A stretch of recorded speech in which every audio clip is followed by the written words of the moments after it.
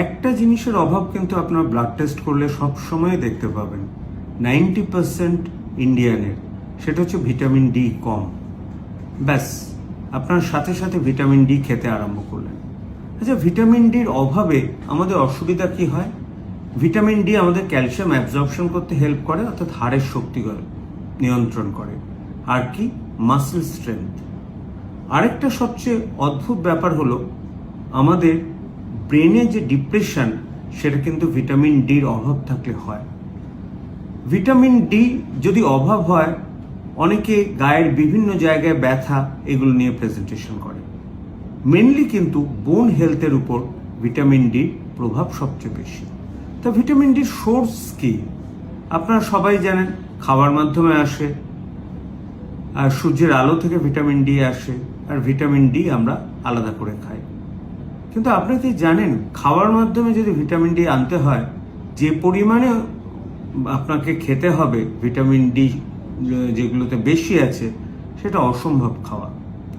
আর আমাদের দেশে যেহেতু বেশিরভাগই ডার্ক স্কিন, বা আমরা ঘরের মধ্যে থাকি বা সানস্ক্রিন মেখে রোদ পোয়াই, আমাদের কিন্তু আল্ট্রাভায়োলেট রে ভালোভাবে ঢোকে না, ভিটামিন ডির অভাব হবেই। সেক্ষেত্রে কি করা উচিত? আমাদের রেগুলার বেসিসে ভিটামিন ডি সাপ্লিমেন্ট নেওয়া উচিত। আমাদের দরকার 40 থেকে 60 nanogram per decilitre vitamin D মাত্রা। তা শুধু ভিটামিন ডি একা কি কাজ করবে?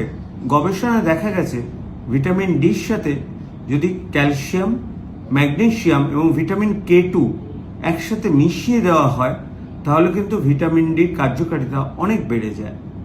আর বেশি ভিটামিন ডি একটানা খাবেন না। যেমন ধরুন 60,000 ভিটামিন ডি একটানা খেয়ে গেলেন, তা নয়।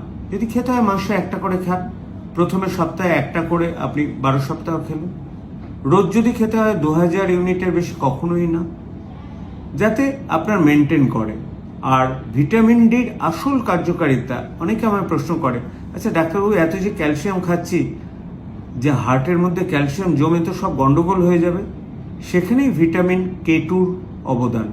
ভিটামিন K2 কি করে? ক্যালসিয়ামটাকে ডাইভার্ট করে হার্টের ভেসেলের মধ্যে না গিয়ে বোনের মধ্যে যেতে। সুতরাং আপনারা সবসময়, আচ্ছা এই যে ভিটামিন K2 বললাম, এটা তো আপনি মাথা থেকে পড়লেন, কোথায় পাবেন এটা? আপনার সাধারণ নাটসে পাবেন।